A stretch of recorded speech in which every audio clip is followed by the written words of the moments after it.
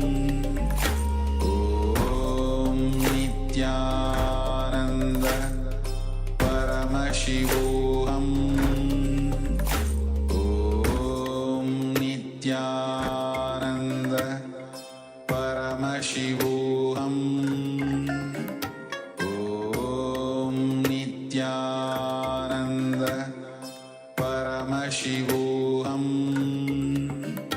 Om Nityananda Paramashivoham Om Nityananda Paramashivoham Om Nityananda Paramashivoham Om Nityananda Paramashivoham Om Nityananda Paramashivoham Om Nityananda Paramashivoham Om Nityananda Paramashivoham Om Nityananda Paramashivoham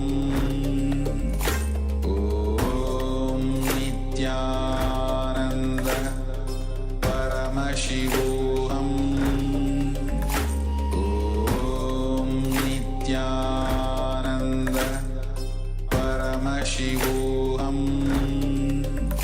Om Nityananda. All right. So please take another measurement of your height to see if you witness any difference. Take a few moments, go ahead and verify if you have manifested the power of changing your height. And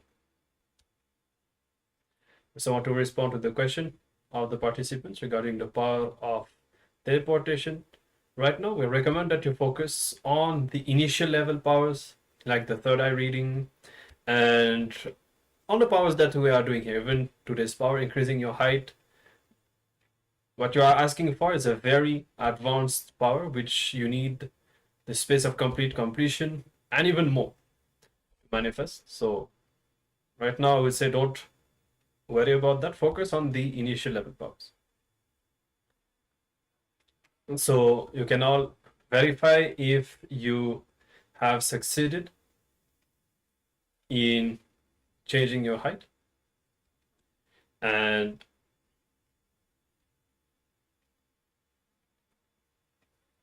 you can share your experience. Even if you experience intense Kundalini awakening during the power manifestation, this is also the power manifesting. For example, this happened to me as well when I was manifesting powers like materialization and so on. Even if I don't immediately see an object happening, but the awakening of the Kundalini inside would be very strong. And so you can share your experience if you have experienced even a cognitive shift to completion happening. You know, you'll be having different kinds of realization experiences. Feel free to share whatever you have. And Ananda Agora Rupini is saying an increase of nearly 2 centimeters. Wow, that's huge. Congratulations. Thank you very much for sharing your result. That's a real breakthrough. Actually, 2 centimeters is not something small. And this means that you are,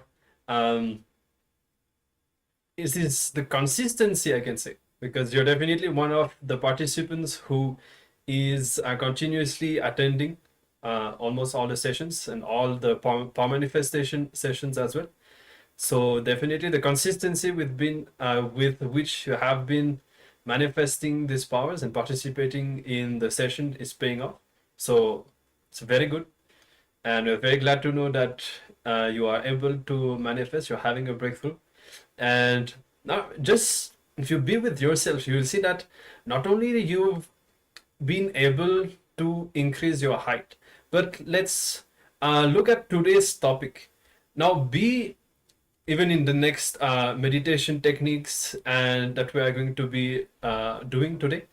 When you look inside, you'll be able to see that the way in which you experience the chakras and all the cognitive shifts that we'll be discovering will be much more powerful. So now, as Swamiji said, we should always go from one breakthrough to the next. So definitely be there, continue to sit intensely, and decide to have the next breakthrough in the next sessions, and definitely go on, continue to share your experience with us. We're very happy to know that you are having a breakthrough and able to manifest this power. And it's also inspiring the others who are sitting here as well to see that it's definitely possible. It's all about the conscious decision to do it and the persistence to again and again sit and manifest. So thank you very much for sharing. And with this, we'll be moving on and we'll be starting our next session, which will be on the Anahata Chakra, the heart chakra.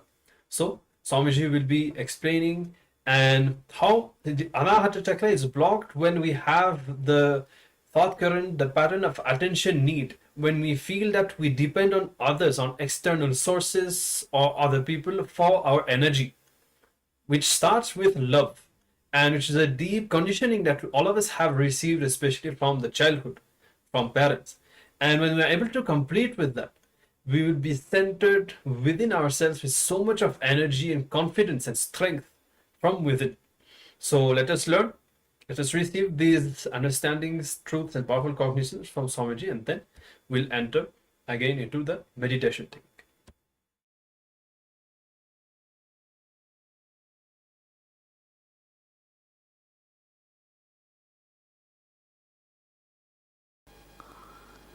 We'll work on the thought trend of attention need,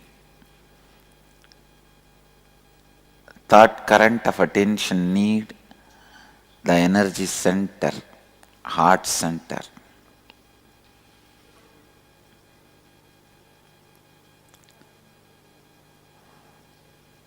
When there is a constant need for attention and approval of others inside you, your heart center is blocked.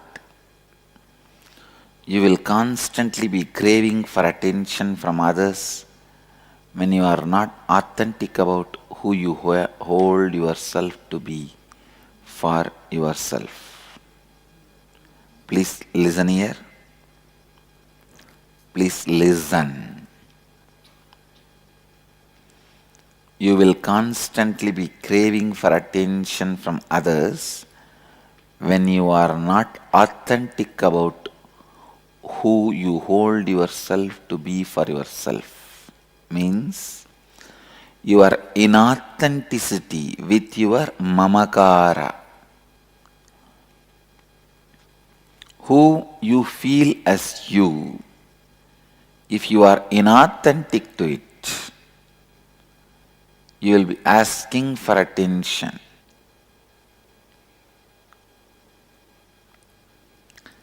If you are inauthentic with your mamakara,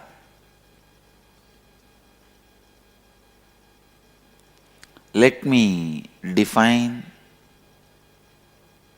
the next important truths of living enlightenment. The second important truth for living enlightenment: authenticity. Authenticity means being established and responding to life from who you believe yourself to be for yourself, who you believe yourself to be for others, and what others believe you to be for them. Listen. What you believe as yourself for yourself, mamakara. What you believe as yourself to others, ahamkara. And what others believe as you, anyakara.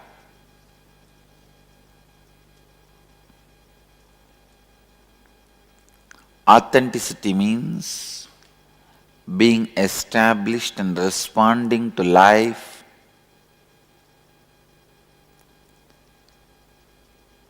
having all the three in tune.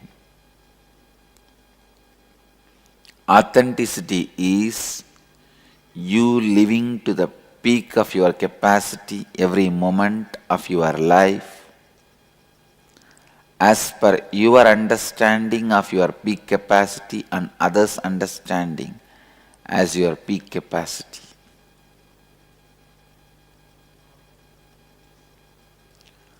Authenticity is you living to the peak of your capacity every moment of your life as per your understanding of your peak capacity and others' understanding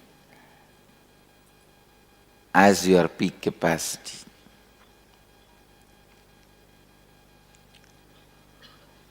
Who you believe yourself to be for yourself means mamakara. Who you project yourself to be for yourself means mamakara. To the peak of your capacity and to the peak of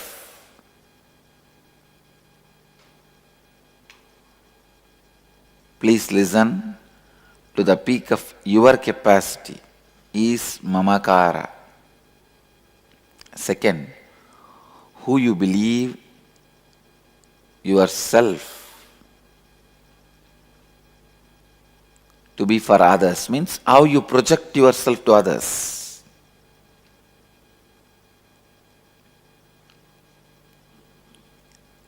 To the peak of your capacity is ahankara.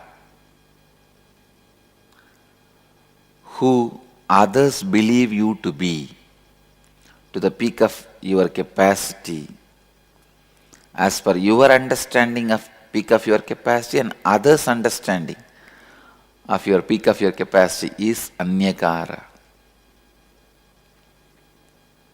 Let's work step by step on all these three.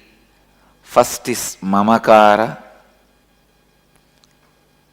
Your mamakara is directly connected to your anahata chakra.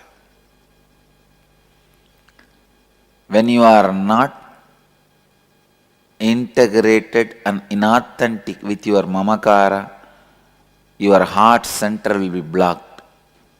Please understand. Listen. You don't need to pen down now. Listen. When you are not integrated and inauthentic with your mamakara, what do you feel as you? Your heart center will be blocked. When you restore integrity and authenticity with your mamakara, your heart center will be awakened and pure loving energy will overflow through you.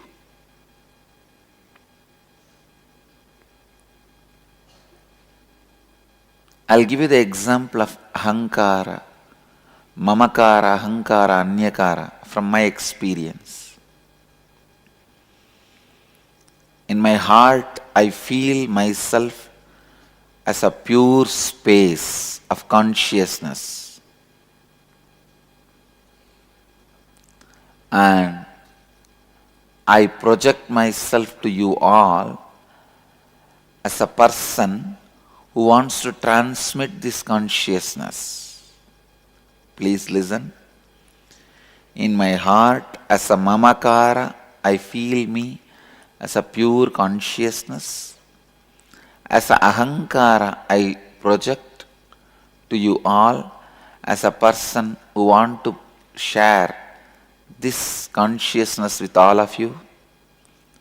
As anyakara, many of you perceive me in many ways.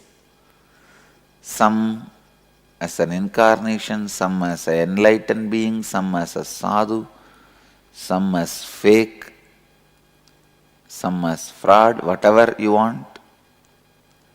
So many ways they perceive me in their anyakara. This is the example. Some perceive as a Shiva, Vishnu, Devi, but in my Mamakara, I don't feel I am a Shiva or Vishnu or Devi or anything. I only feel I am a pure consciousness. In my Ahankara, I only project as an incarnation to transmit this experience. But in Anyakara, you have everything. But I take responsibility even for your Anyakara.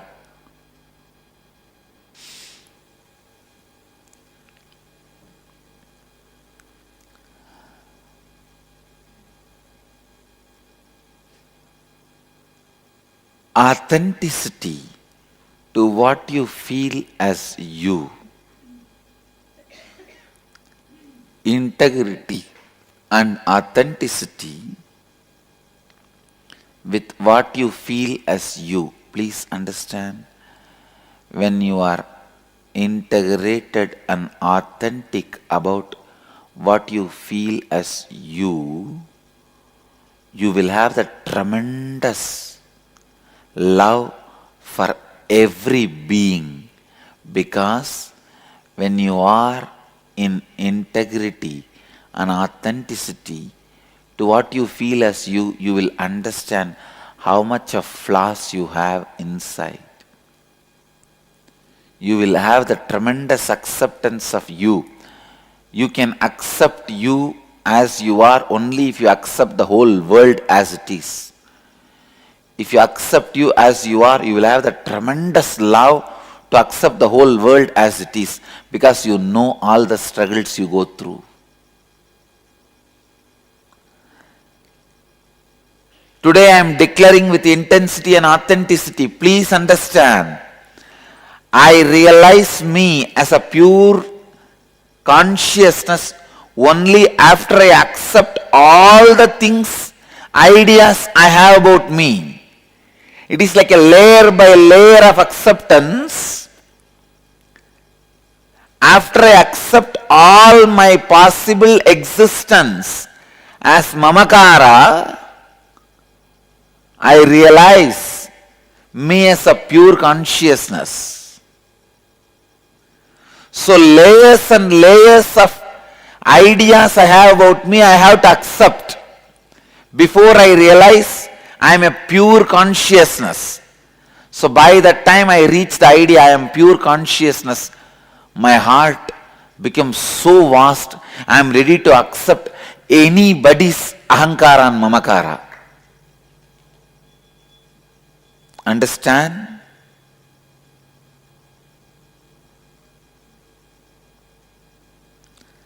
I'll spell it out more clearly. Everybody's anyakara as their blueprint in my mamakara.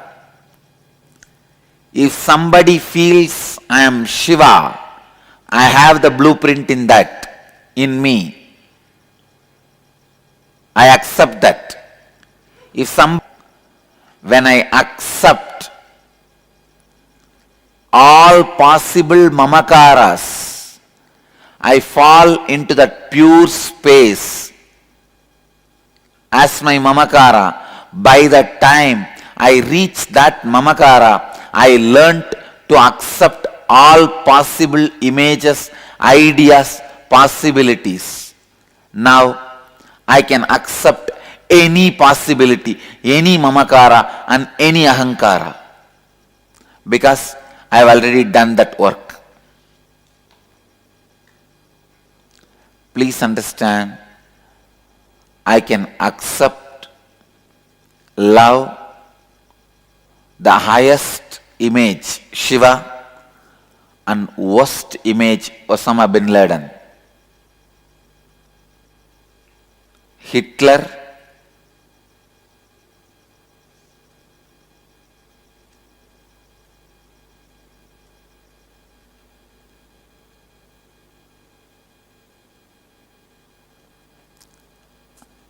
listen, I have the blueprint of Shiva in my mamakara, and I have the blueprint of Hitler in my Mamakara.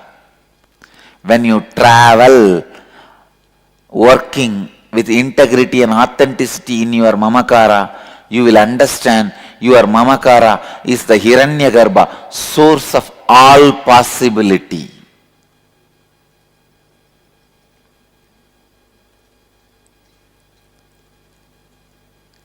If you are stuck with the Mamakara of Hitler, you will express that.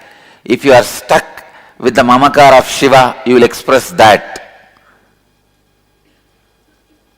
If you are not stuck with any Mamakara and go on becoming integrated, authentic, you will fall into that pure space abyss.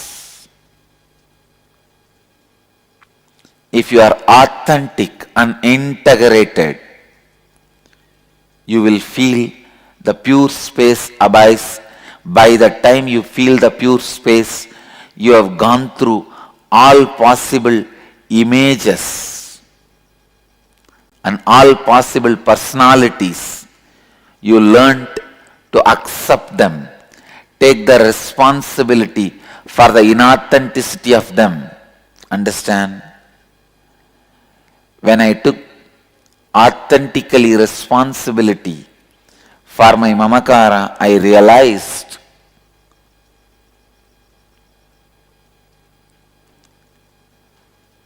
the image of Hitler, image of Shiva is one and the same. Just different extremes.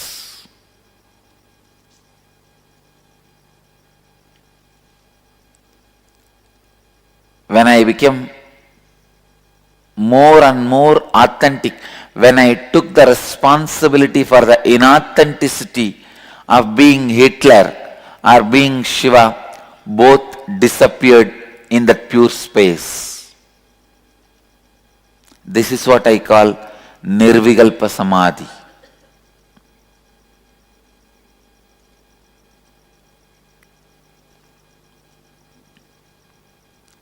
By the time I crossed all these images and became authentic with my Mamakara, I learned to forgive, accept any worst Mamakara and not to be elated, excited about any best Mamakara.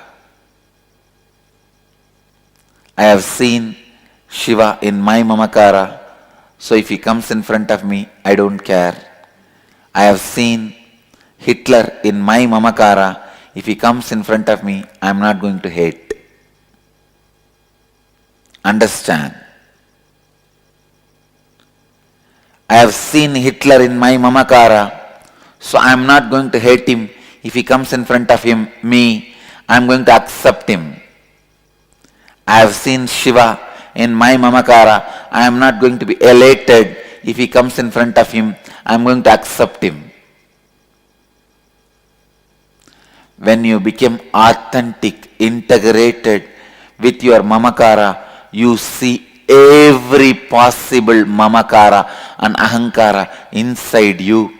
By the time you become authentic, taking the responsibility for all inauthenticities, you know how to accept and love. How to accept and love. If Shiva appears in front of me, my love towards him will not have the respect component. If Hitler appears in front of me, my love towards him will not have hatred component. Love without respect component, because I have seen Shiva in me. I love him as I love me. I have seen Hitler in me. I'll accept him and love him as I love me.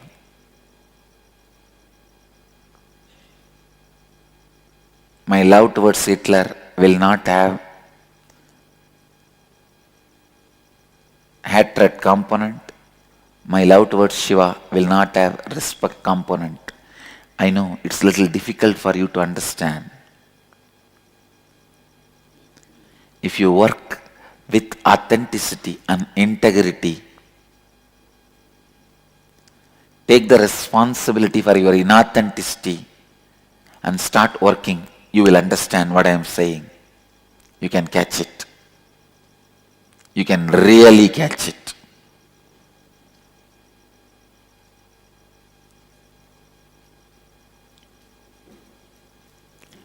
How many of you are struggling to catch it? Raise your hand. When you take responsibility for all your inauthenticities, you will come face to face the instincts you have to kill others for your sake. That is what I call Hitler. You will also come face to face the instincts you have to sacrifice yourself. That is what I call Shiva.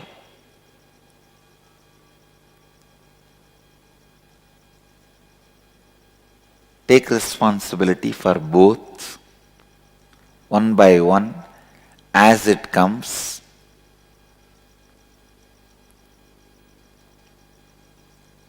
Complete them. When the violence of Hitler comes, if you still take the responsibility for the inauthenticity, that will settle down. Please understand, when the Hitler in you leaves you, he teaches you the lesson how to accept all the Hitlers happening outside.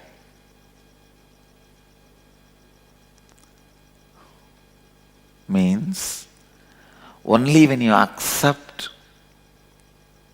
the violence you are carrying inside, you are going to settle down with it. That is going to lose power over you. When you learn to accept the violence in you, become authentic about the violence in you, you will know how to be responsible for anybody's violence, how to take the responsibility. By the time you know the technique, method to be authentic with inauthenticity. See, violence is inauthenticity. Authenticity means being complete with it. I think if you start working, you will understand what I am saying.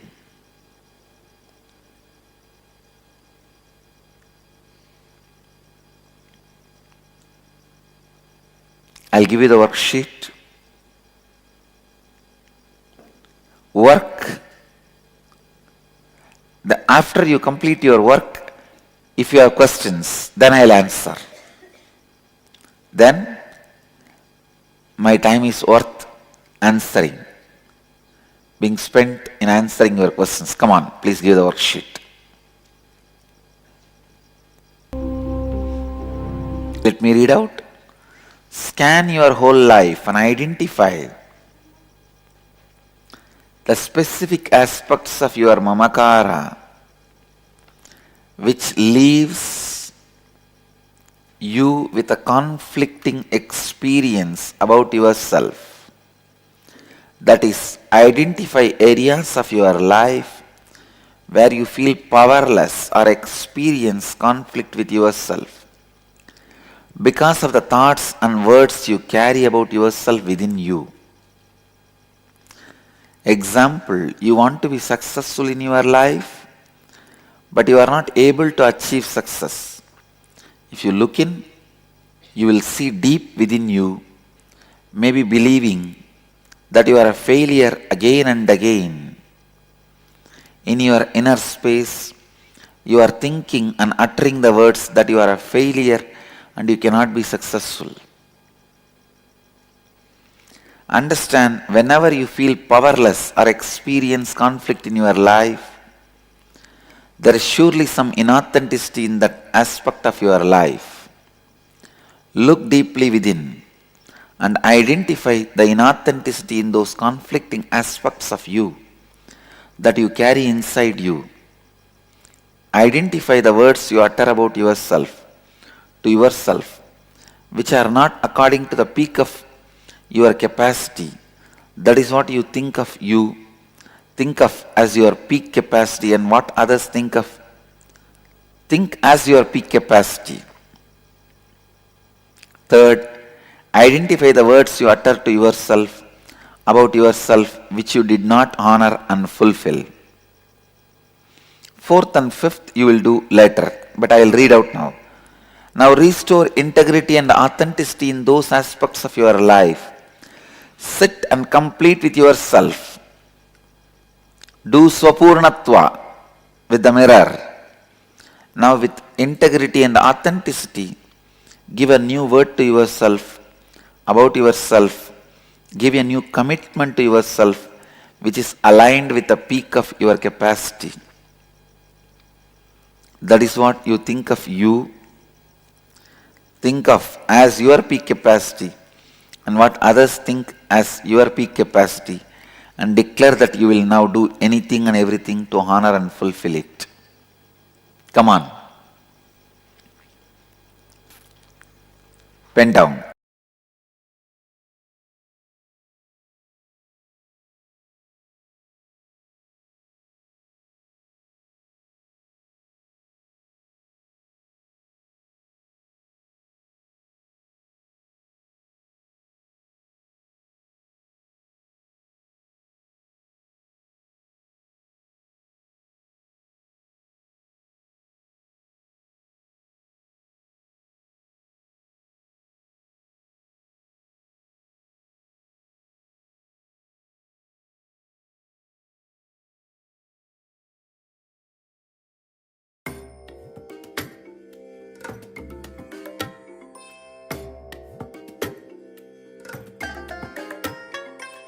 I bless you all. Let you all open all your three eyes and manifest the powers of Mahasadashiva. Om Nityananda Paramashivoham. Om Nityananda Paramashivoham. Om Nityananda.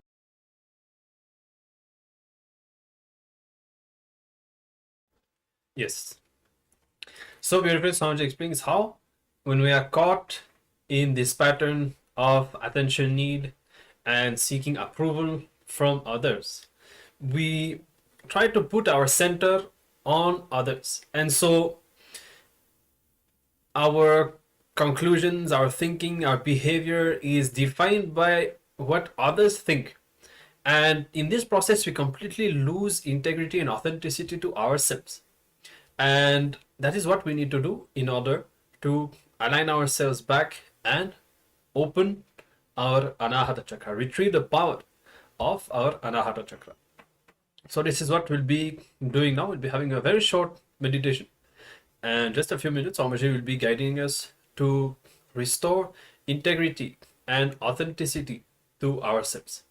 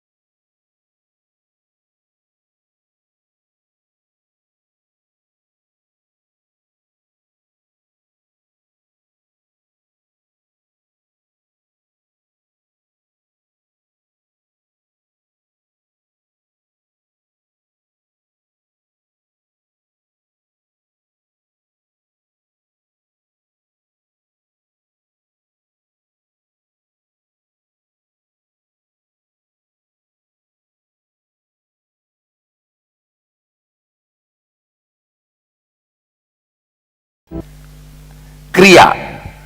Kriya to awaken the non-mechanical parts of your brain to restore integrity and authenticity to your mamakara. Okay? Come on. First, move to Vishrikasana. Now they are showing the Vishrikasana. Please move to Vishrikasana.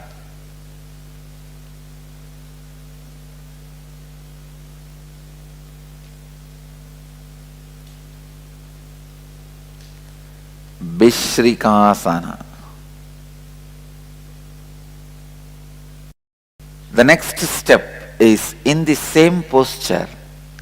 Inhale through the right nostril with the sound hum and exhale through the left with the sound sum, like hum, sum, hum, sum. With hum inhale, with sum exhale. Again with hum inhale and sum exhale.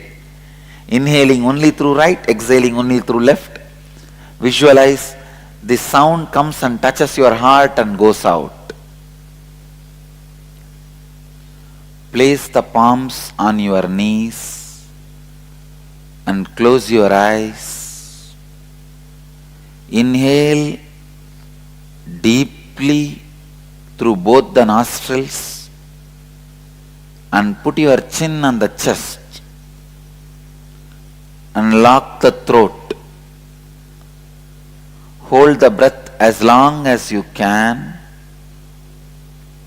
Judiciously exhale slowly through both the nostrils. Do this continuously. Inhale with both nostrils. Put your chin on the chest by locking the throat. Hold as long as you can. Then slowly exhale as slowly as possible. Do this. Start. You can open your eyes.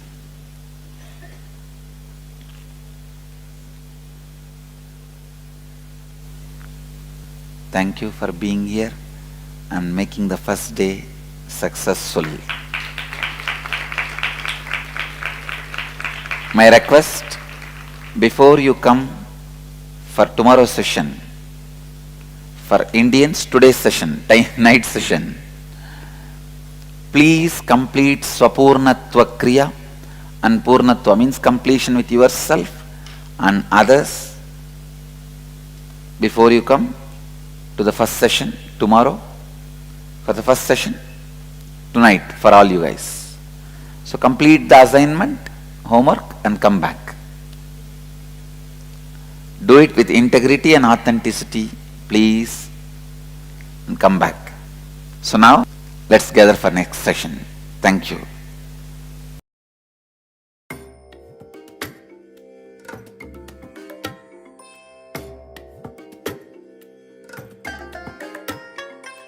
I bless you all. Let you all open all your three eyes and manifest the powers of Mahasudashiva. Om Nityananda Paramashivoham. Om Nityananda Paramashivoham.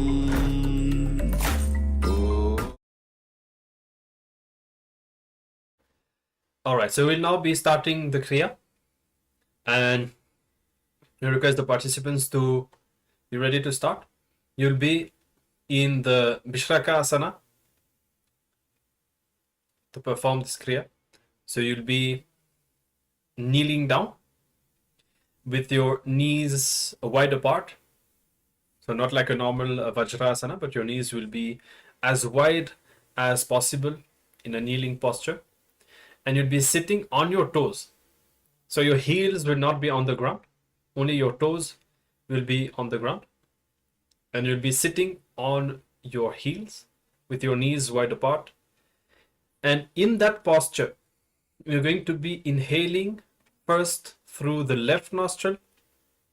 And as you inhale internally, you're going to be uttering the mantra hum. Then you'll be exhaling through the right nostril with the sound sum. Sum.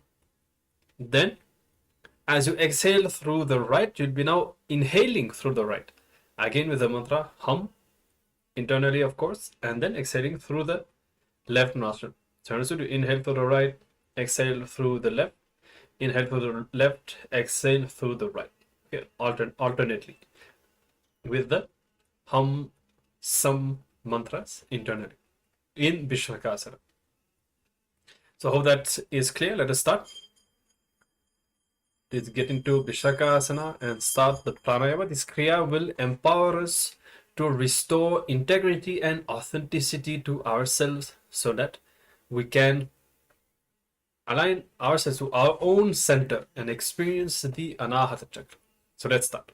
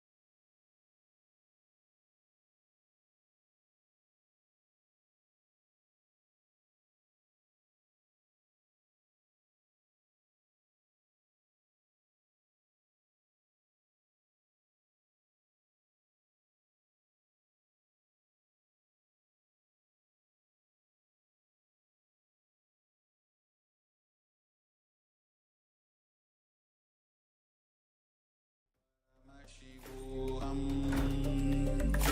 Om Nityananda Paramashivoham Om Nityananda Paramashivoham Om Nityananda Paramashivoham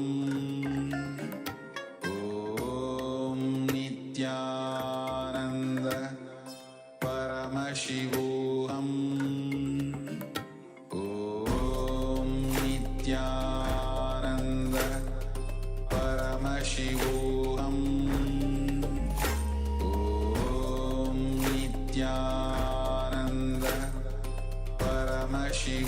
Om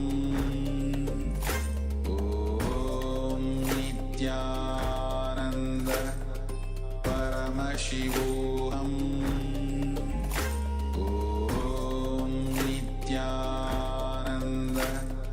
Paramashivoham. Om Nityananda Paramashivoham. Om Nityananda Paramashivoham. Om Nityananda Paramashivoham. Om Nityananda Paramashivoham. Om Nityananda Paramashivoham. Om Nityananda Paramashivoham. Om Nityananda Paramashivoham. Om Nityananda Paramashivoham. Om Nityananda Paramashivoham.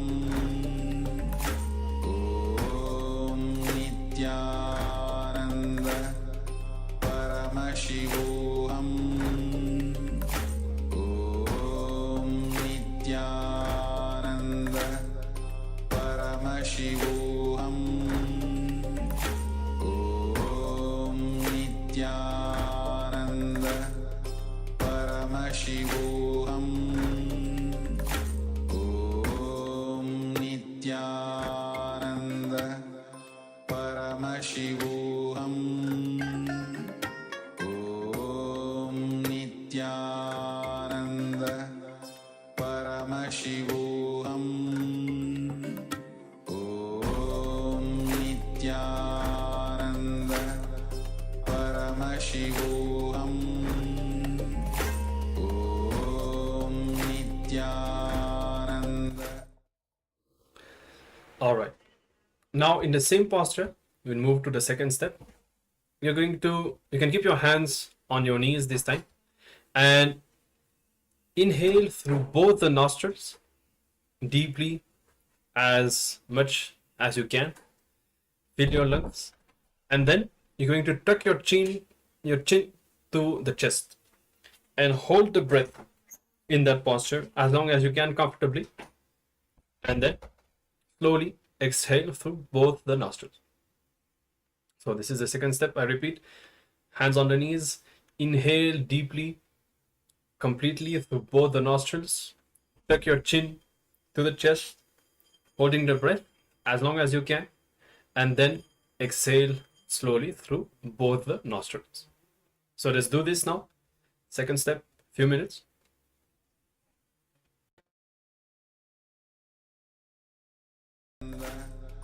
Paramashivoham. Om Nityananda Paramashivoham. Om Nityananda Paramashivoham. Om Nityananda Paramashivoham. Om Nityananda Paramashivoham. Om Nityananda Paramashivoham. Om Nityananda Paramashivoham. Om Nityananda Paramashivoham. Om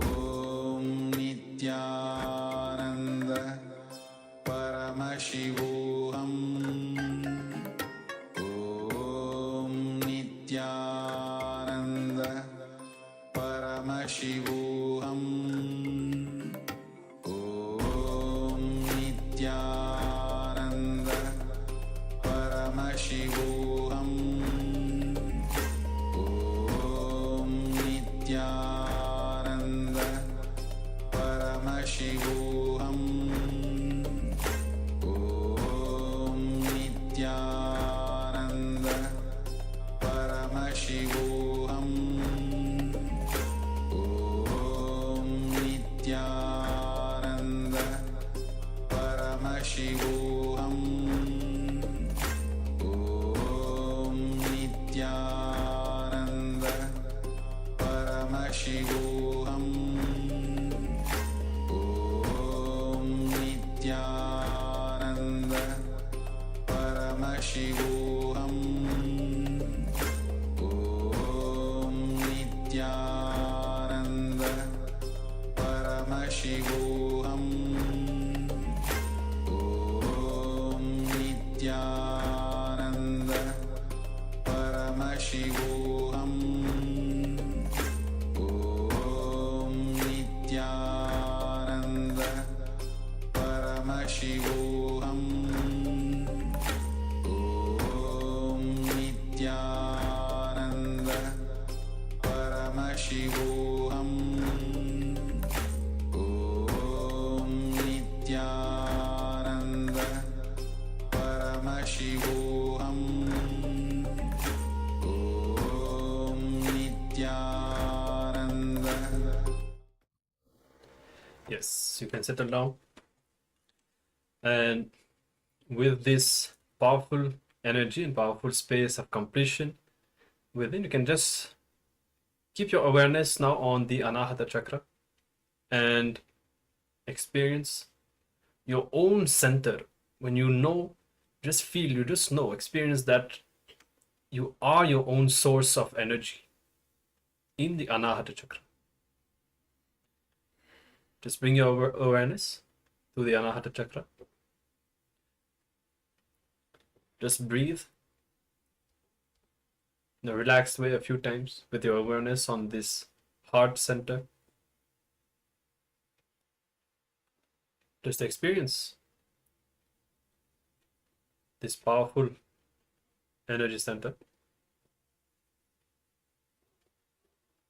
And holding on to that space, will be now entering into the power manifestation. Another round of the power of Mahima. Just make a conscious decision to increase your height and connect with Swamiji in your inner space. Chant the Mahavakya. Om Nityananda Paramashivoham.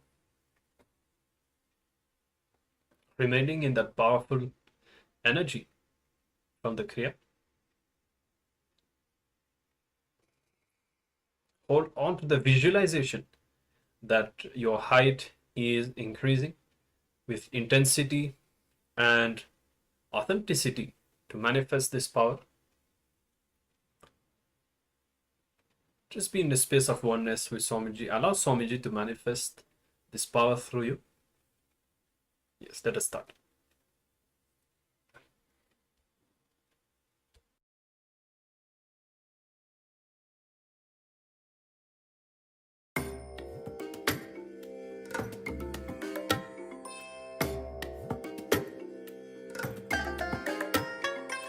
I bless you all. Let you all open all your three eyes and manifest the powers of Mahasudashiva. Om Nityananda Paramashivoham Om Nityananda Paramashivoham Om Nityananda Paramashivoham Om Nityananda Paramashivoham Om Nityananda.